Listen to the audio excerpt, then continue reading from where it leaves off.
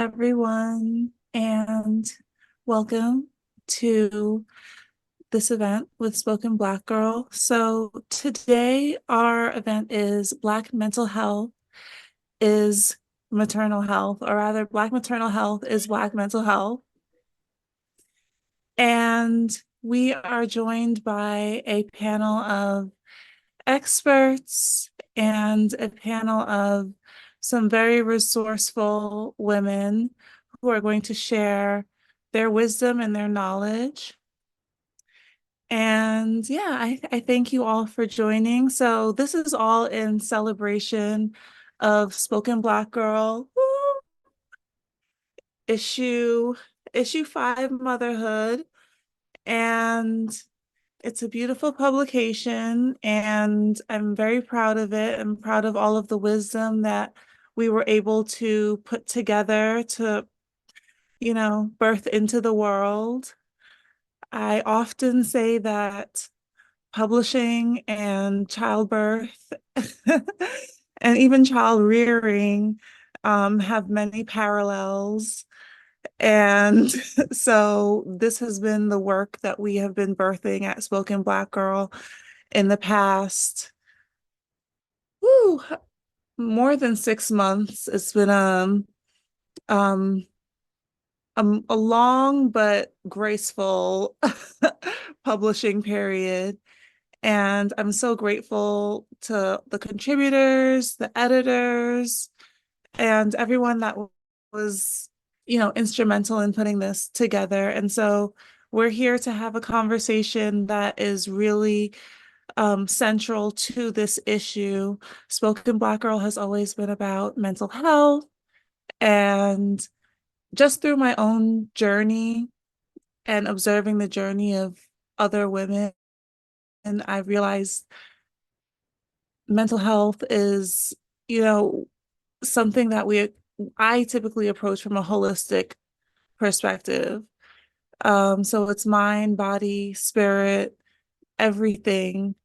If you want to, find balance with mental health. And I can also say that motherhood has tested my mental health in so many ways. Um, you all may know I'm a mom of two, and I got a about to be 1 year old and a 5 year old, and it's a lot. Uh, but I love them so much and they give me so much joy. But I also know of, the hormonal fluctuations, even like, during pregnancy, after giving birth, dealing with postpartum depression, even years after giving birth. Um,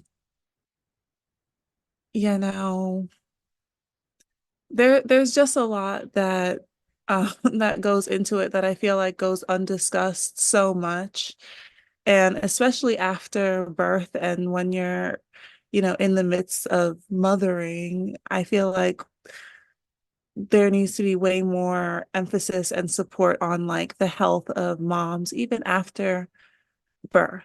Okay, because someone is holding it down, someone is holding it together. And far too often we see the case of, moms being overworked, and just feeling submerged, you know. And I so wish that we could create a world where that is not the case, or at least like, we can help who we can reach, right? So, that is my reason behind the issue and this conversation. So that's my little intro speech, okay? And so um let us go on to the main event. Okay, let the panel begin. So we have a keynote speaker tonight, Dr. Shameka Poetry Thomas. Okay, you have my heart. Okay. Um, this is a phenomenal woman who is doing really amazing things to change health outcomes for women all over the world, women and girls all over the world. And you are a blessing. And on top of that, you're a poet and a writer and like just such a badass writer. And you know we love a badass writer at Spoken Black Girl. Okay. Okay. So, hmm, I think I will start with your bio. All right. Dr. Shameka Poetry Thomas, PhD, MA, she, her goddess, is a global maternal and child health scientist, medical sociologist, international poet, and meditation and yoga instructor who recently completed the Fogarty International Global Health Fellowship at Harvard University School of Public Health. As an early career principal investigator, she finalized her data collection, founding and leading a project called Sickle Cell Women and Girls, SWAG, project of Accra, Ghana, at the Ghana Institute of Clinical Genetics while living abroad in Ghana for 12 consecutive months. Dr. Thomas also completed 2-year postdoctoral fellowship at the National Institutes of Health, National Human Genomic Research Institutes in Bethesda, where her scientific research focused on patient perceptions of non-invasive prenatal testing among Black women with genetic conditions such as sickle cell disease. Dr. Thomas earned her PhD in August 2020 from the University of Miami, where her dissertation entitled Giving Birth in South Florida, a phenomenological study on the pregnancy and birthing experiences of Black women, was nominated for the Most Outstanding Dissertation Award. Yes. Dr. Thomas is an alum of Spelman College, a historically Black college for women, where her research also won the Scholar Activism Award for being a distinguished global health scholar at the University of California, Berkeley, and at the University of Cape Town, South Africa. Currently, Dr. Thomas is the Vice President of the Beyond Global Health Anthology and editor on the advisory board for Springer Nature's Maternal and Child Health Journal. I believe one of these publications is open for submissions. Okay, writers, check it out. That's the Beyond Global Health Anthology, right? Yes, saw that. Okay, she joins the Ohio State University's College of Medicine as the Provost's Fellows faculty on the tenure track at the Center of Bioethics, focusing on global bioethics, race and equity, and health equity. To learn more about her African-inspired wellness lifestyle brand and travel experiences, subscribe to her YouTube channel at Dr. Poetry Speaks Health. Okay. I highly recommend this YouTube channel. I was just listening, just getting ready and listening. And, you have some beautiful meditations on there and yoga flows and health and wellness tips. And yes, you are a phenomenal woman, and we are so honored to have you speak today. Wow. I'm beyond grateful for you and just this moment in time. So thank you so much for that introduction and for the women on this call, your hearts, your wombs, your stories. Y'all are standing with me as I share this discussion with you and open the floor. So we're together in this. I did prepare some slides, so I'll share my screen if that's okay. All right, can everybody see? Okay, I'm gonna put it in presenter mode. Everybody can see. I get a thumbs up or something. Okay, awesome. So this talk is largely going to focus on Black maternal and child health equity.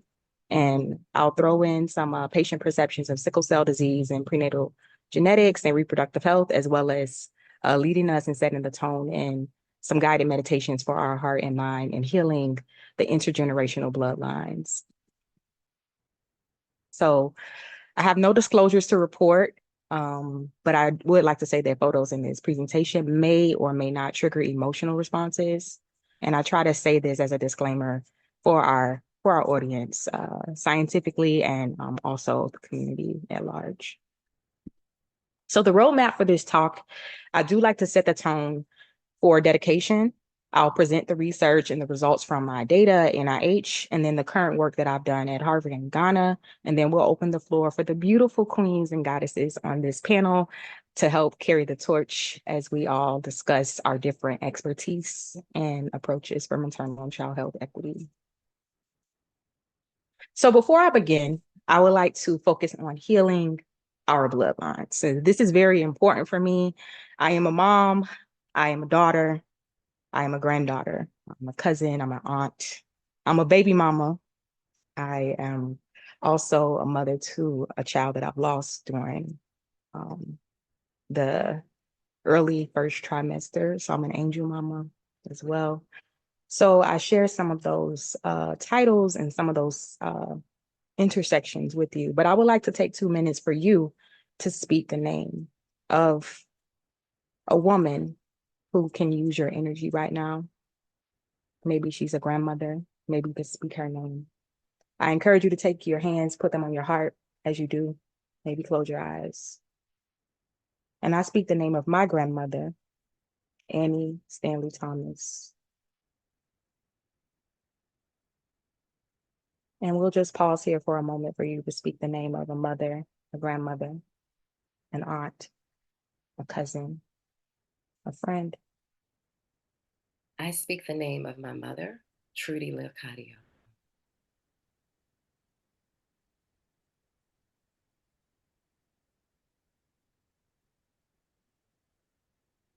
Feel free to unmute and speak their name or to say it to yourself.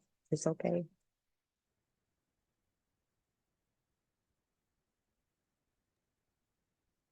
I speak the name of my aunt, Simone Gaicci, and my mother, Evelyn Abensetz.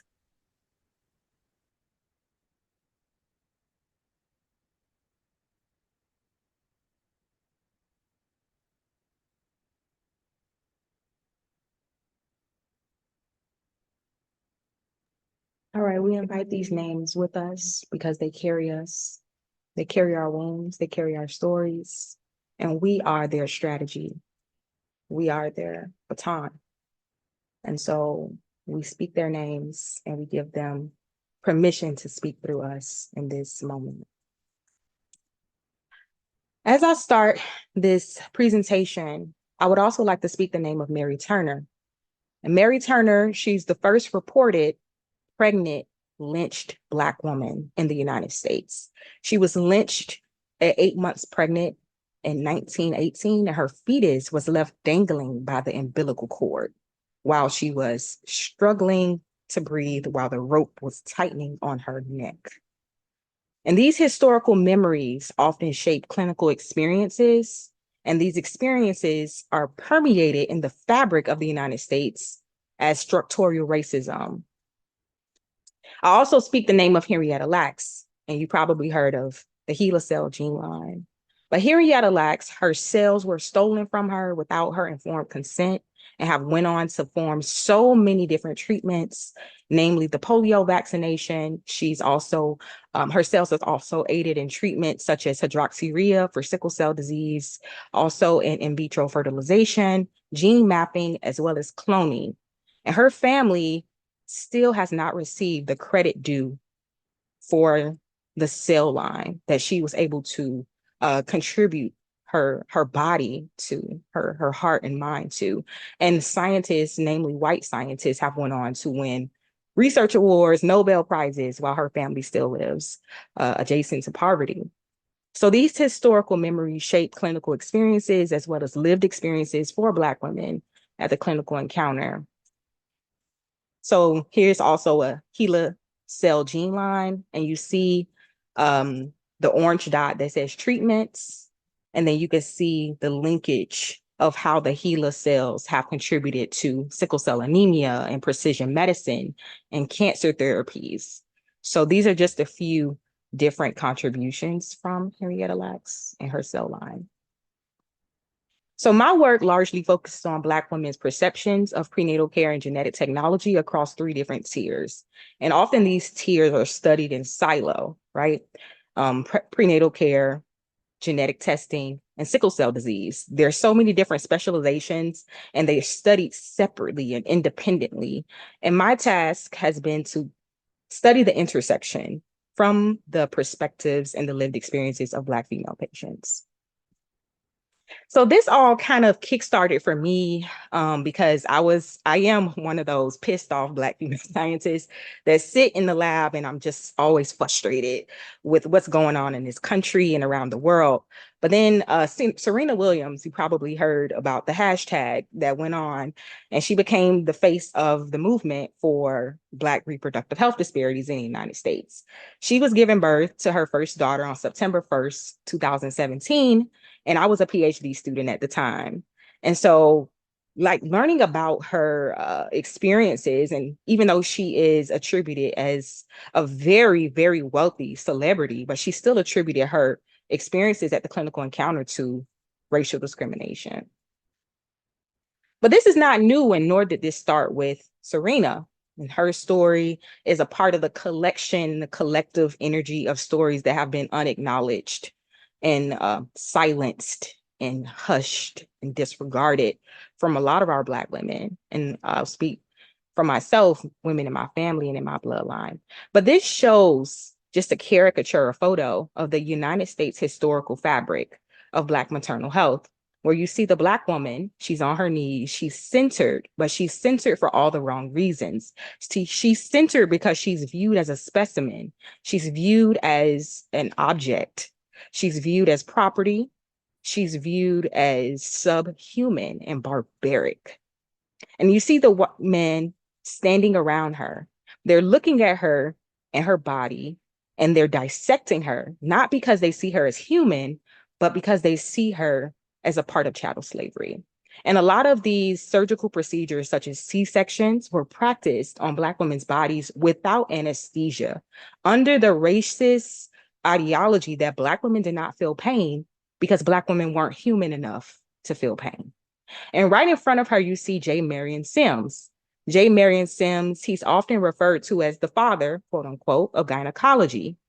He is considered the father of gynecology, and his statues are postulated across different university campuses throughout the United States. And there's been some controversy about removing those statues, but that doesn't quite get at the heart of the problem, that even if we remove the statues of J. Marion Sims, there's still this underlying racist, systemic, hegemonic, pervasive obstetric racism at the clinical encounter for Black women and their families, nevertheless.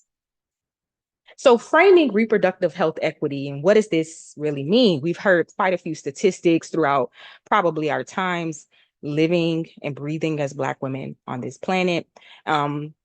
The most popular statistic that we are faced with is that Black women are 3 to 4 times more likely to die from prenatal complications in the United States. And Black women have more susceptibility to prenatal diagnoses across intersecting structural factors such as racism and sexism. And this is regardless if a Black woman has a high socioeconomic class background or a low socioeconomic class background, such as Serena Williams, who comes from a high economic class background, but still experienced racism at the clinical encounter. So it doesn't matter if a Black woman is rich or poor, educated or uneducated, she still experiences something that is so permeant and underlying at her experiences when she approaches the hospital. there's still something there, and it's indirect and it's very direct as well. When it comes to genetic conditions such as sickle cell disease, women are 6 times more likely to die from prenatal difficulties in high-income countries such as the United States. And this higher prevalence is also due to comorbidities that often exacerbate high-risk prenatal diagnosis and sickle cell pain crisis. And in my research, I focused on NIPT, which is non-invasive prenatal testing. And this is an emerging reproductive genetic technology that was first marketed in 2011. And it is a detection to screen for certain conditions like Down syndrome or sex chromosomes abnormalities. And now it's being developed to screen for sickle cell disease using cell-free DNA or maternal plasma or maternal blood from the fetus. This is not yet FDA approved, but it's being practiced in laboratories that are CLIA approved across the United States. So a lot of this work, I kind of sort of stand on shoulders of giants in the field. And you probably heard of Dorothy Roberts, and she wrote the book, Killing the Black Body. And then you probably heard of Harriet Washington, who wrote the book, Medical Apartheid. And so these books sit with me on my altar and other places, but they also inform the work that I do. And I'm just sharing these resources with you, that this work is a long line of history of dismantling medical racism, obstetric racism, and what this is doing for Black women at the clinical encounter. You probably also heard of Shalon Irving, and I speak her name as well, because Shalon Irving is a young Black mother who also passed away due to very high blood pressure or postpartum hypertension. So, for example, I'll read this quote to you about Shalon's story. Shalon Irving didn't feel right. There were red flags. First, a painful, tender lump formed along her C-section incision, requiring glancing and draining. Then came alarming spikes in her blood pressure, 174/118. She had had a complicated journey to pregnancy with several years of fertility difficulties, a blood clotting disorder, and surgery to remove or to treat her uterine fibroids. That night, Irving collapsed in her home from cardiac arrest and was rushed to the hospital, where she was removed from life support a week later. An independent autopsy her mother ordered showed that Irving had died from high blood pressure. And right above this quote is a picture of her and her daughter. And looking at her photo, she looks like us. When I look in the mirror, when I'm holding my daughter, she looks like me. She looks like us. She is us. But a lot of times Black women are dying at the clinical encounter from being misdiagnosed or overdiagnosed, underdiagnosed, and then sent home. And they're dying these silent deaths behind the scenes. And this is not amplified, and no one really knows about these stories. But I really believe, and I stand on the power that our stories are our testimonies that are going to save our lives. Because if we're silent too long, and if we are silent about these issues, they will kill us and literally say we committed suicide. And that literally is a paraphrase quote from Audre Lorde. So when it comes to obstetric racism, this is something that is very, very critical to understand when it's about how racism is embedded in the fabric of the United States, and it's built into OBGYN services. So Black women have one of the highest C-section rates, more than any group, higher than white groups, of course. And so I designed this model here that you see. It's a medical graphic that's up for publication this year. And it shows you how structural racism operates in the background. But what does that mean? We throw out terms like structural racism, systemic racism very often, but are we disentangling what this really means, or are we applying cases to what this means? So I designed a model that shows how structural racism overlaps with medical racism. And in the middle, it postulates Black women as being more susceptible to high-risk prenatal care diagnoses.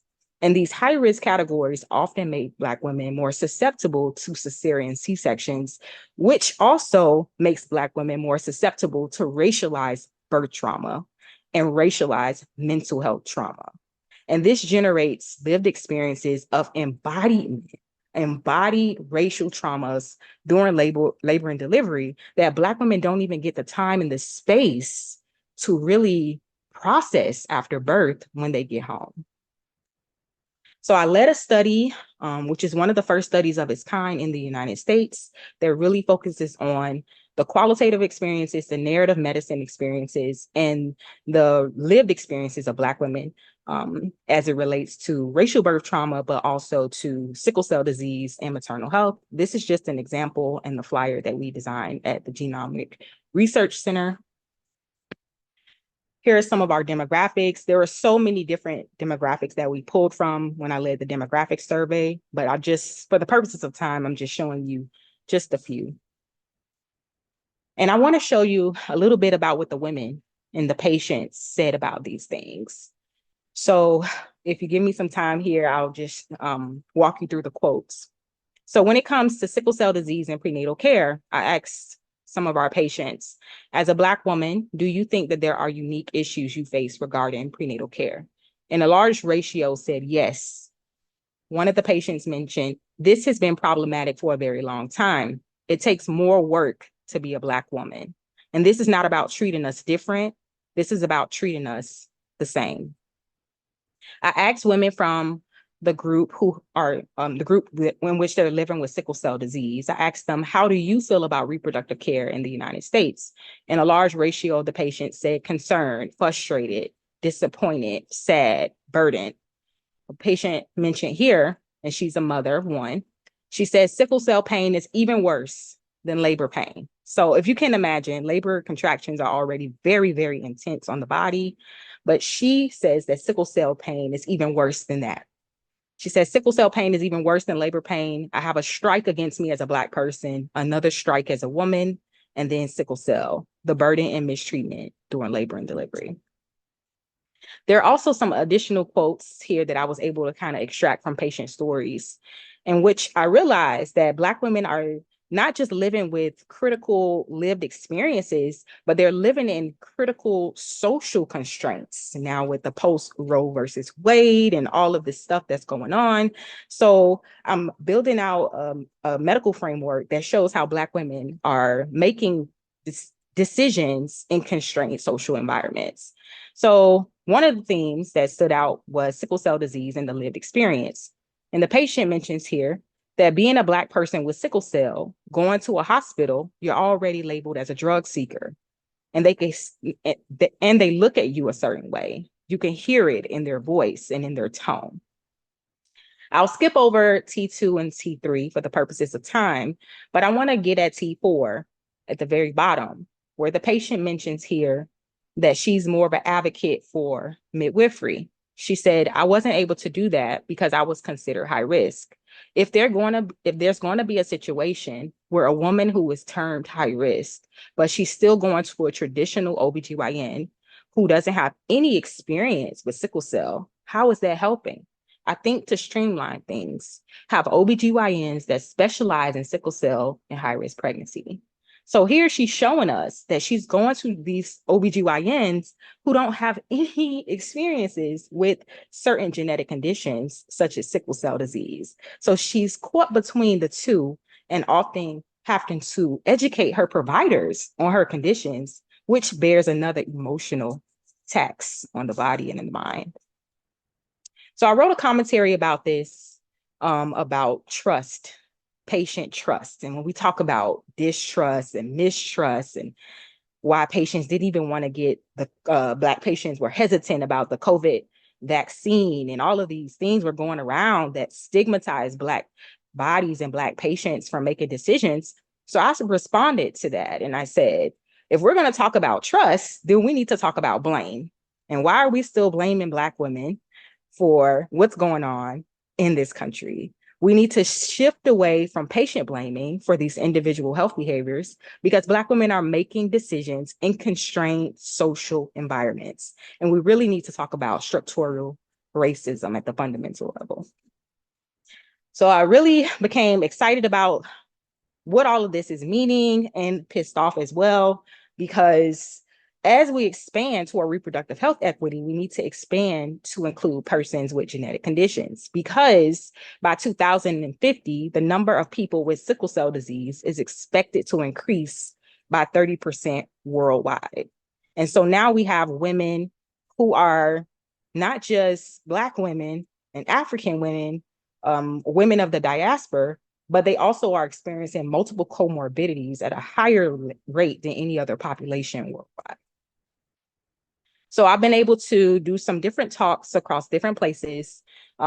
Here, you see Dubai's Women's College, in the middle, University of Cape Town, and then also University of Havana in Cuba.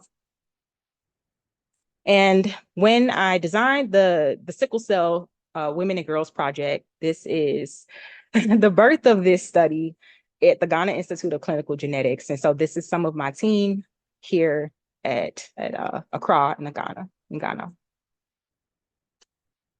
And Ghana is located, of course, we know, but across the orange on the African continent. But why I'm showing this is very important, because you see the slave trade routes. Now, what does this have to do with maternal and child health and sickle cell disease, right? And I'm glad you asked.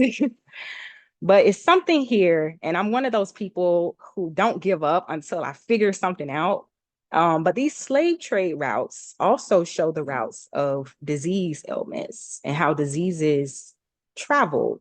So this is a picture from 2015 that shows newborns born with sickle cell disease, and the red burgundy spots have the highest rates of sickle cell disease.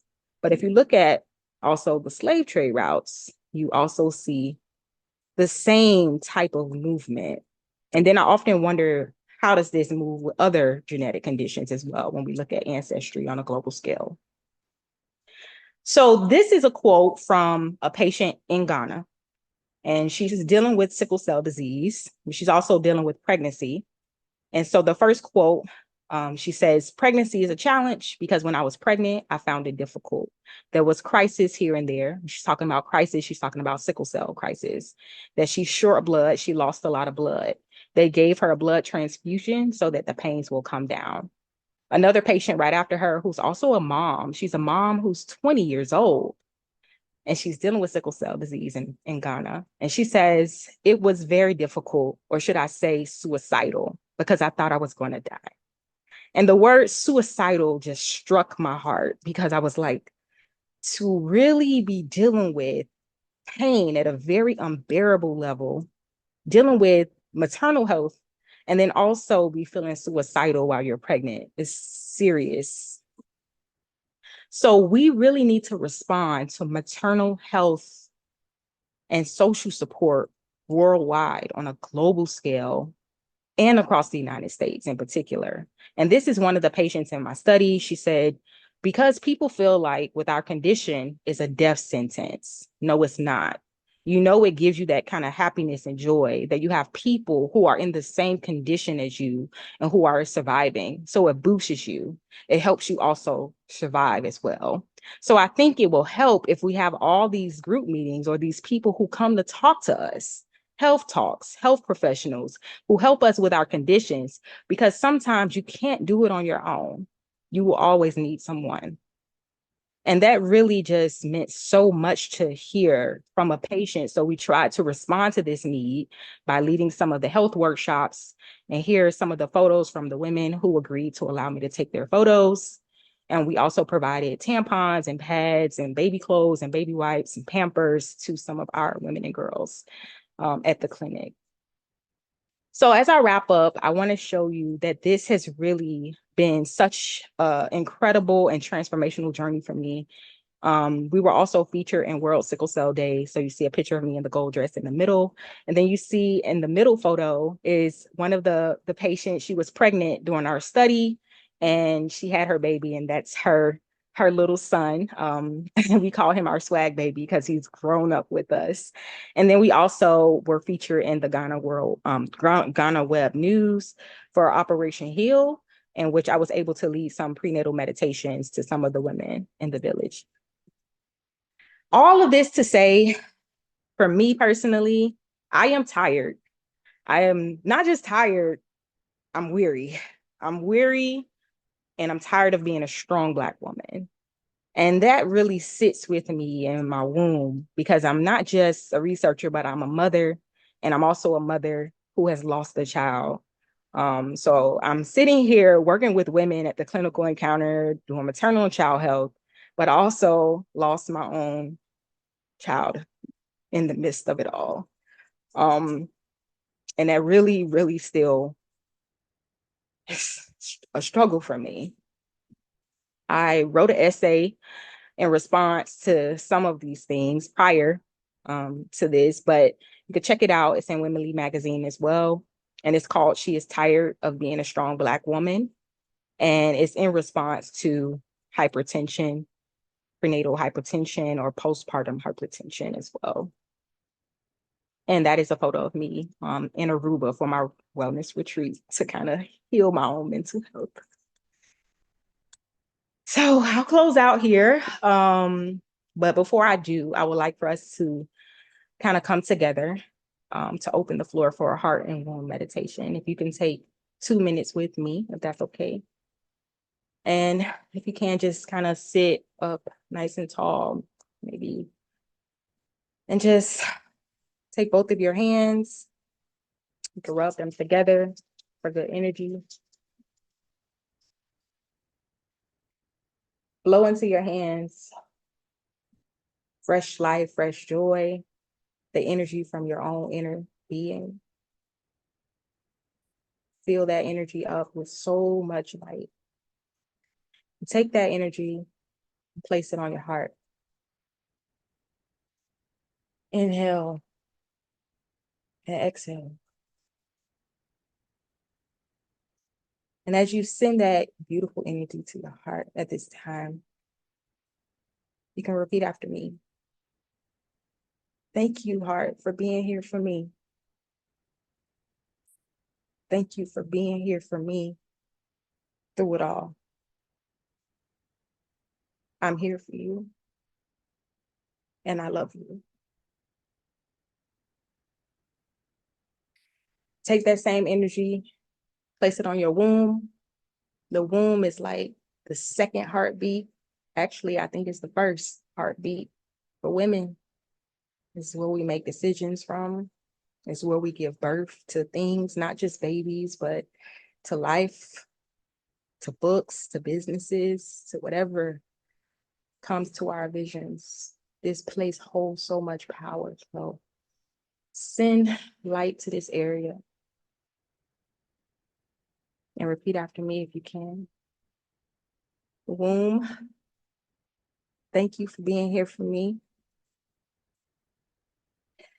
Thank you for being here for me through it all.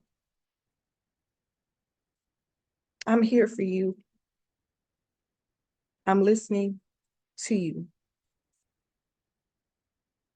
We will get through this together. I love you. And the last part, you could take that beautiful energy, place it on your mind, because our minds hold so much stress, frustration, doubts. But we're going to calm that storm together.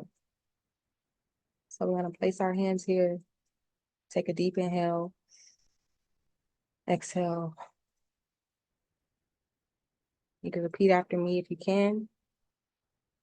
Dear mind, thank you for being here for me. Thank you for being here for me through it all. Allow me to be here for you. I hear you. I'm listening. I validate you. And I love you. And just bring all that energy slowly down Placing our hands back on our womb. Inhale. Exhale.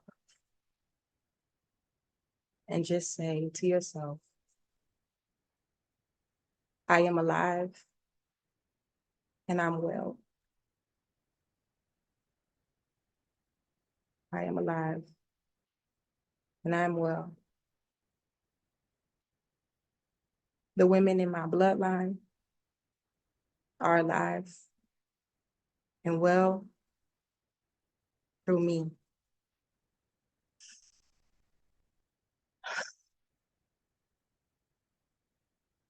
All right.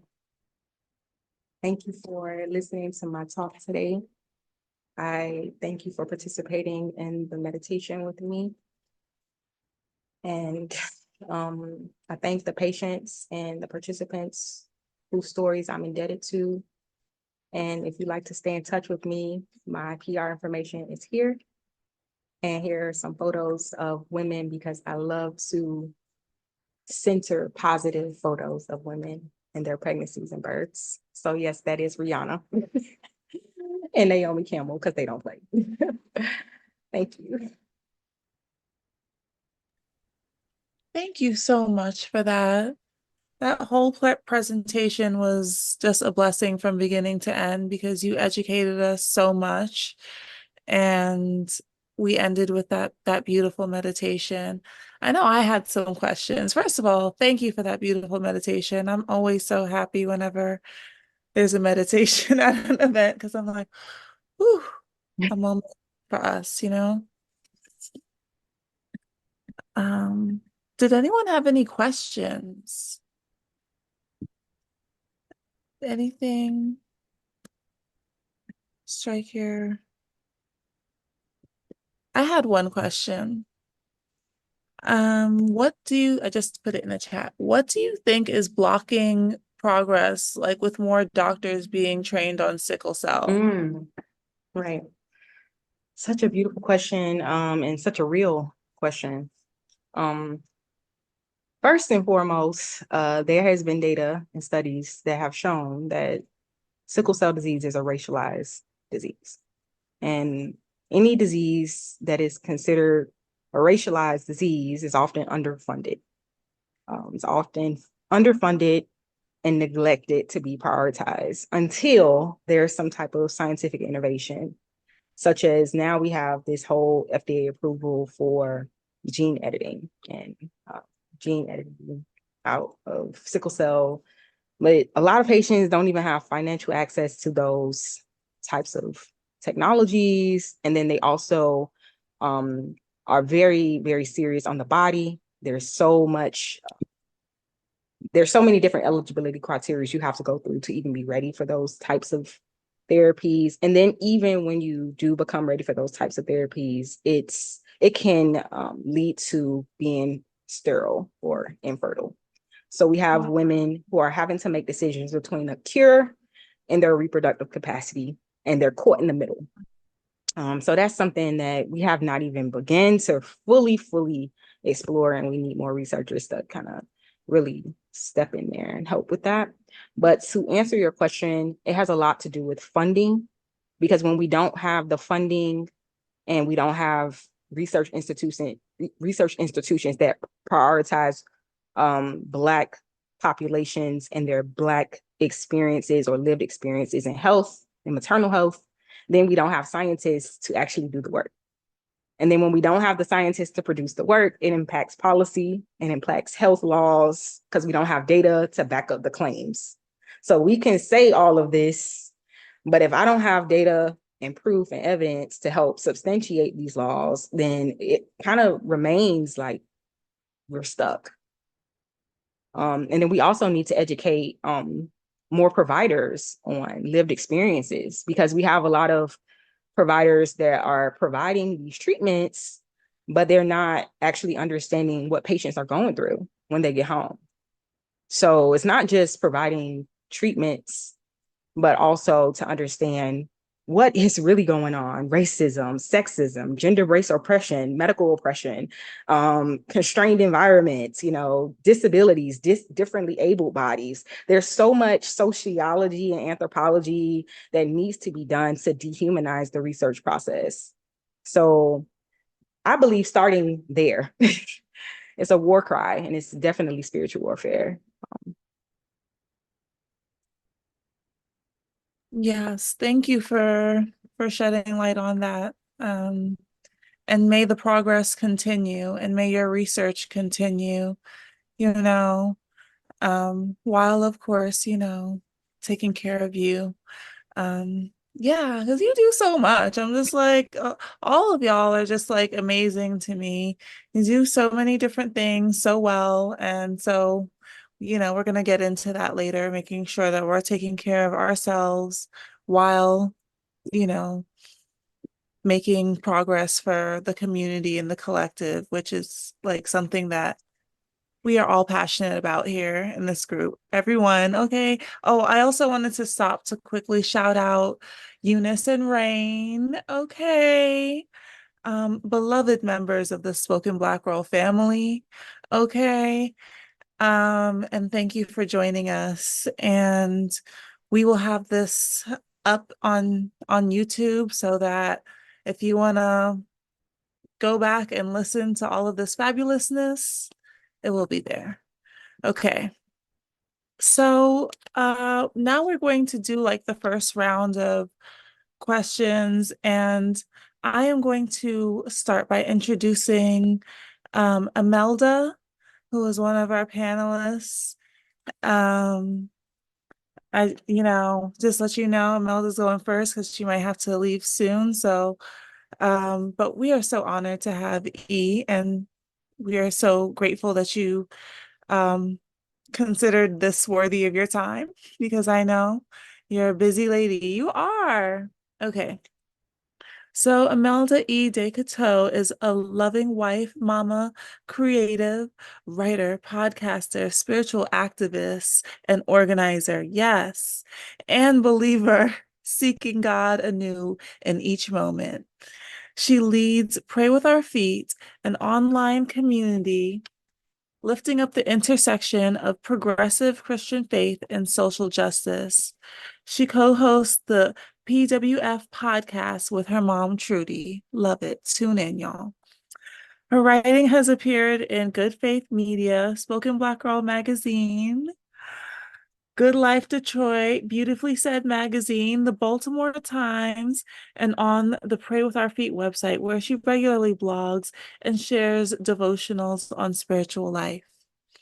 Emelda has also written for women-led organizations such as Breaking the Silence, Healing the Pain, and Modesty Tea. She is a certified TSD mindfulness coach, trauma-informed mindfulness facilitator, and the founder of When Motherhood Looks Different, an organization which helps mamas raising neurodivergent kids and mamas with chronic illness center mindfulness and connect in community. So we are so grateful to have E with us here today. And one theme that I'm seeing, and I just wanted to point out, is just the many layers that can impact the way motherhood plays out in our lives and in our kids' lives.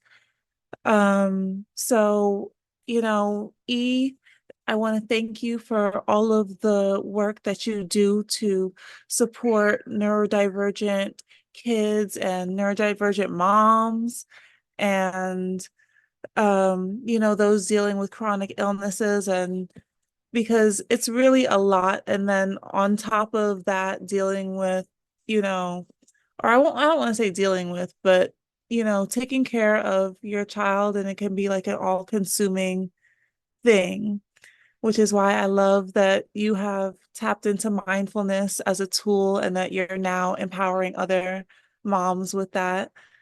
Like, you didn't have to do it, but we are so grateful. We are so grateful for you, sis. So, my question to you is, As the founder of When Motherhood Looks Different, what do you think gets left out of the conversation when it comes to supporting moms of kids with health challenges? So let me first begin by saying, how much time do you have? Because I feel like I could talk about that for hours. But also, I just want to thank you, Ro, for creating this space and thank every woman who is here, all of the amazing panelists, Eunice and Rain. Thank you for being in this space. I feel my heart is already full. Dr. Shameka, just your presentation, everything. Um, so I want to say that there's a lot that gets left out. One of the main things that I focus on with When Motherhood Looks Different, and you uplifted some of our mission, it really is to help these moms center their well-being, because a lot of times, when your child is diagnosed, or even if you're living with a diagnosis, you feel like you get a stack of papers about the stuff that you have to do, the therapist that you have to go to, the doctors, the school, all this stuff. And first of all, it's extremely overwhelming. But second of all, no one asks, how are you? How are you handling this new normal when life throws you a curveball? The whole inspiration for When Motherhood Looks Different is our daughter, Nai, who is 11 and neurodivergent.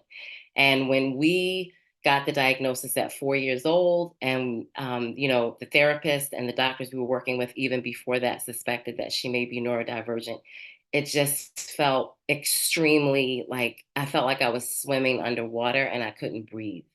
And I needed community. And one of the core mantras for When Motherhood Looks Different, and affirmations that we really lean into, is that caregivers need care too, because these institutions so often ignore that. They treat you like just another patient, another number, another individual and family to be managed.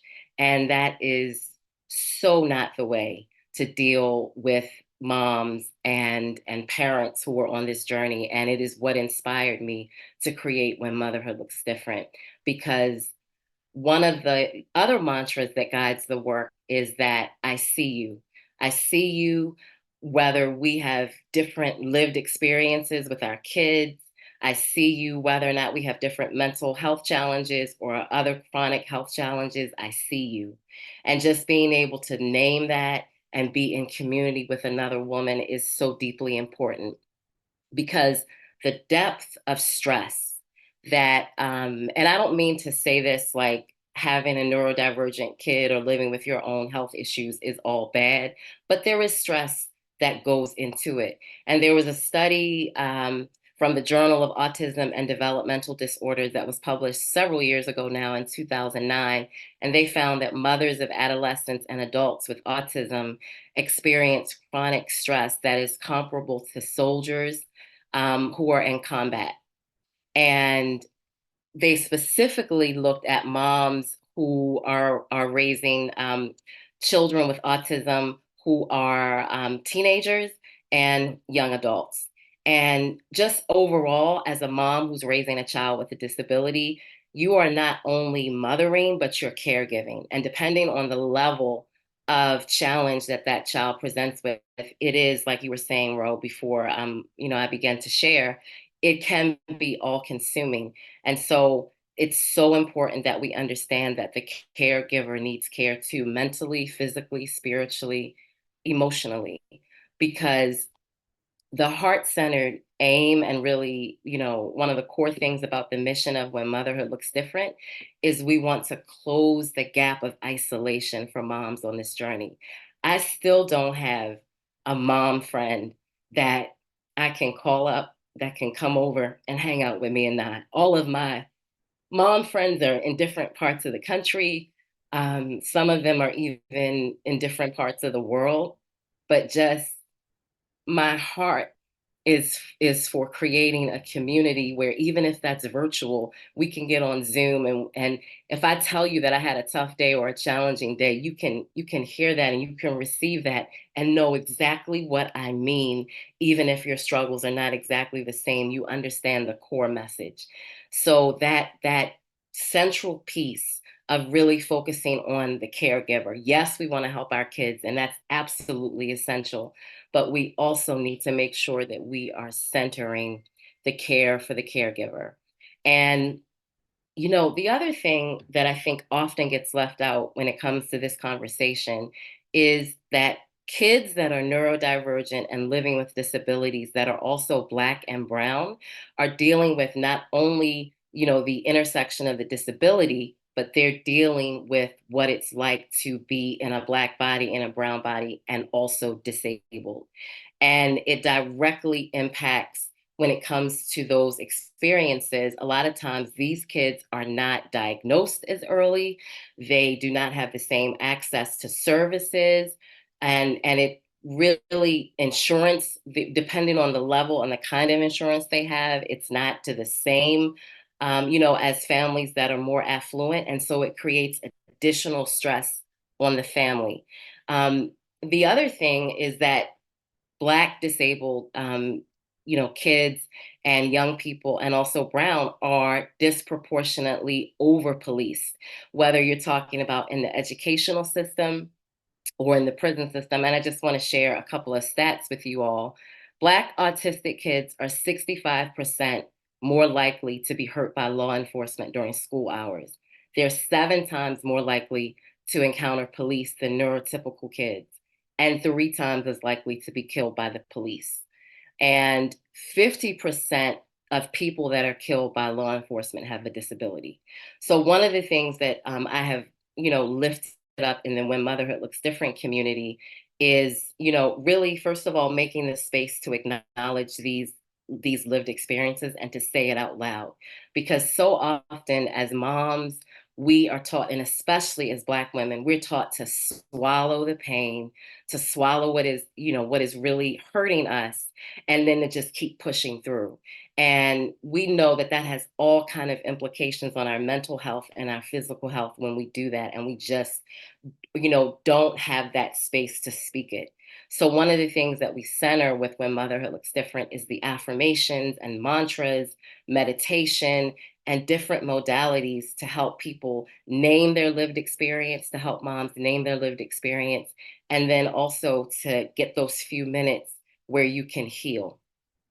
Um, I just want to read something from what you published in Spoken Black Girl, my essay around mothering, at the intersection of neurodiversity and Blackness. Mothering at the intersection of Blackness and neurodiversity is this experience of being at once seen for the ways that your child will show up in need of assistance, and unseen for all the abilities that people assume they lack. Our kids exist in the eyes of the world through the narrow prism of constricting assumptions and stereotypes. Some kids' challenging behaviors in classrooms mean that they are, as I was saying earlier, disproportionately funneled into the school to prison pipeline. Because while Black students with disabilities under the IDEA Act, while Black students with disabilities represent 18.5% of students with disabilities under the IDEA Act, they make up 29% of the students who are referred to law enforcement. And 35% of the students with disabilities are subjected to school-based arrests. So all of this is stress on parents who are living with this. And one of the things that, a main thing that I think really gets overlooked is that your village gets really small when you go through something like this. Before my husband and I got the diagnosis for Nye, and we were going to all of these therapies and things like this, you know, um, people would call and say, "Do you want to go out for a play date? Do you want to hang out?" And as the challenges increased, the calls stopped. And I think it is so important for us to remember, I'm sorry, to check on people. If you haven't heard from someone for a long time who is a mom that's raising a kid who's neurodivergent, check on them. Just ask if they're okay. Ask if the kid had a good sleep night, or just generally a check-in. I think that so often, we are forgotten. And it's why the mission of When Motherhood Looks Different is to make space to say that I see you, I hear you. And even if I don't completely understand what you're living through and going through, I am here. It's one of the most powerful things that you can say to a mom that's on this journey. And it's one of the most powerful gifts that we can give moms, other moms who are on this journey with us. I see you.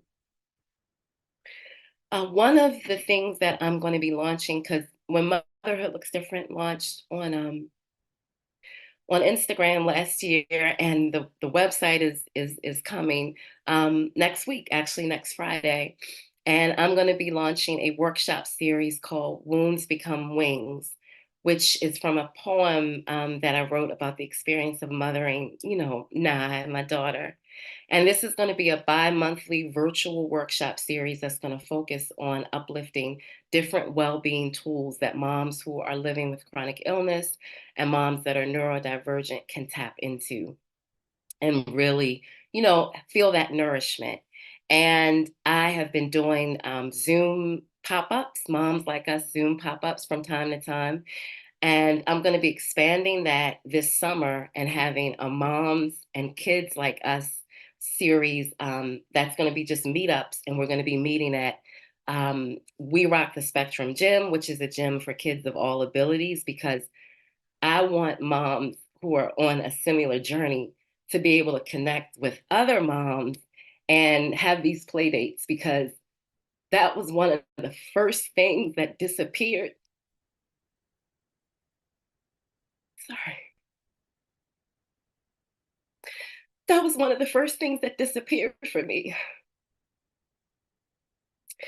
And again, the focus on being able to be in community with other people that understand, and also, for moms that are on this journey to bring friends and bring other family members and to expand awareness of what it's like for us and for our kids, and how you can show up in support, and understand that our differences can be celebrated, and that there's strength in our differences, and that there's beauty there.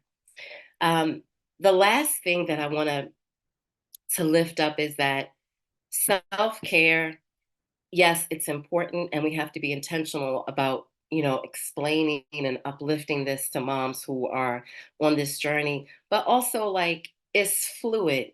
So we may not have 15 minutes, 20 minutes to do a long meditation or take, a long bath, but there are ways that we can incorporate wellness into our daily life. I started something back in 2020 at the beginning of the pandemic, called Well-Being Anchors. And what I mean by that is, in the beginning of the day, I have some short wellness practices like meditation, prayer. I make sure I get in the bath and have that quiet time.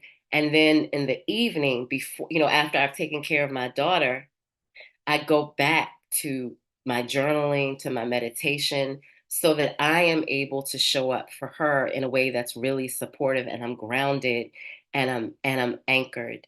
And that is something that I've lifted up and have talked about on, When Motherhood Looks Different Instagram quite a bit, the importance of these well-being anchors and giving yourself the grace that, don't feel bad because you don't have a lengthy time for self-care, but what you can do is important. And it's important that you nourish yourself so that you can care for your children and your family. And so that, because a lot of us in this community, we're also advocating for the entire disability community, and that takes a lot. So how can you continue to pour back into yourself so that, you can be all that, God, that spirit is calling you to be. um, I do also want to mention that, even though the website, before I close, even though the website is not out, like, and I haven't announced it on social media, it is up, and I do have some resources on the website. Let me see if I can just share my screen, because I want to, let's see, yeah, I want to show you all. So you're getting a sneak peek. Um, these are some of the resources that are on our website. We have a list of different organizations for moms who are living with this. This list is a combination of moms that are raising neurodivergent kids, and then moms that are living with their own chronic illnesses. So I think it's definitely important to highlight, the Black advocacy organizations as it relates to autism. So they're here, the Autism Hope Alliance, and several of these organizations have ongoing webinars and programming that people can learn from. Autoimmune wellness, epidemic answers. So I won't read every single one, but I'll also put this in the chat for folks. And then we have a list of different books and publications and podcasts that are really healing for and just chock full of information for parents that are on this journey, from a journal, for moms that are living with chronic illness, to mindfulness-based stress reduction, which has been something that has been like a life saver for me, and includes meditation and movement and journaling and all of these things, to various magazines like Parenting Special Needs magazine. And there are podcasts here as well, such as My Child Will Thrive, that help parents to identify some of the underlying health issues and get improvement for their kids that way, by not just seeing a diagnosis, but seeing, okay, like what other health challenges are going on and how can I best show up and support. And then I have some free downloads on the website. I have caregiver affirmations that you can just plug in and listen, to me read to you, just for some peace and serenity. And then there is a self-compassion meditation that is specifically designed for moms that are raising kids that are neurodivergent, so that you can, feel and know that you are loved and you are seen and you're worthy, and that another mom sees you, even if she's across the country or across the world, that, that we're here for you. And I'll just show one other page because I know other people have to talk, if it'll come up. This is just sort of going over, as I was saying earlier, what our mission is and the ways that we support through mindfulness coaching events. And we do have a store that's going to be coming soon. And I'll leave you with this, that when we become more aware as mamas of our triggers, the things that we carry that are painful, that it helps us to be able to support our kids through their own day-to-day challenges.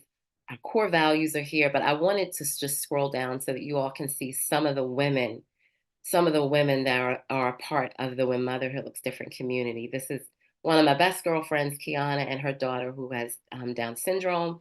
My friend Shell and her son, he needed early intervention services and is now thriving. My friends Jen and Angie, and then of course Ro is here. Ro is here. Shout out to Ro. And this is my daughter's speech therapist, Miss Megan, who has been tremendously supportive. So thank you so much for listening. I'm sorry I cried a couple of times, but this is extremely heart-centered work for me. And yeah, thank you for listening. Thank you, E. Thank you for everything that you're doing. And it's so beautiful that you're creating the community that you want to be a part of, or that you are seeking, And I think many of us can relate to, sometimes you're going through a journey and sometimes you have to seek out the people who understand that journey, and you can help a lot of people along the way. And that's what you're doing. And I'm so proud of you. Yes.